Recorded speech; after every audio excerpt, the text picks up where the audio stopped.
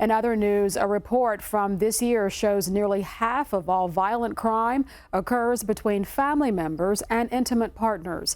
Kentucky lawmakers reviewed the findings at the Capitol late last week, where experts praised legislative remedies, but said courts and law enforcement need more domestic violence resources. Our June Leffler has more. In Kentucky, most people will suffer some abuse from a family member or intimate partner. 60% of that was intimate partner violence, and 40% of that was child abuse or elder abuse and other types of family violence. This data was compiled by the Council of State Governments Justice Center and released in January. The center analyzed not just incidents of violence, but how courts, law enforcement, and corrections play their part.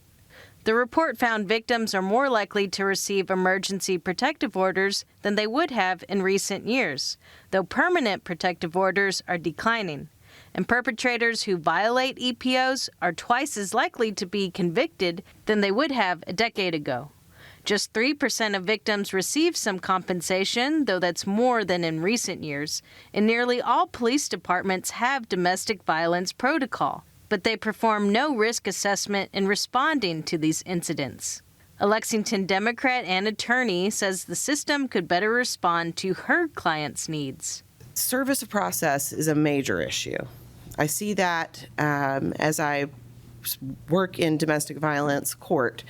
I know that many of the survivors that I represent come back week after week after week to preserve their orders and hope that the offender has been served. And I know that tragically in Fayette County, we just had a mass shooting perpetrated by someone who had an unserved protective order against him. Perhaps if we could have reached him, we could have taken away the weapons that he used to kill 2 people in Lexington.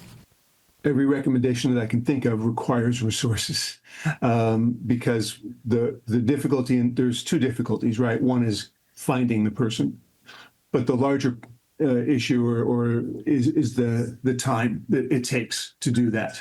And so there are a number of jurisdictions that have dedicated units that's all that they do, but that works well in a large jurisdiction. That's much more difficult in a small jurisdiction where you only have a few officers available. Kentucky police report the challenges of responding to so many intimate partner violence calls.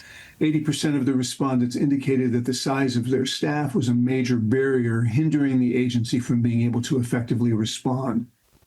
They also reported that responses to domestic violence calls generally took at least an hour for the initial response.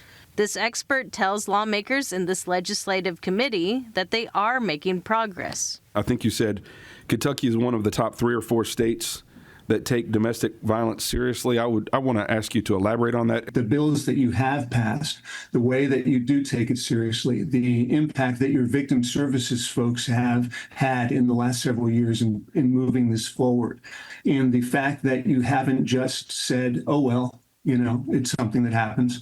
That is massively impressive. This year, lawmakers stiffened penalties for repetitive domestic violence violations. They also expanded victims' compensation and statewide reporting in recent years. For Kentucky Edition, I'm June Leffler. Many thanks, June. Kentucky released its first statewide domestic violence report in 2023, something state lawmakers voted for. It found that 45% of women and 35% of men have experienced intimate partner violence.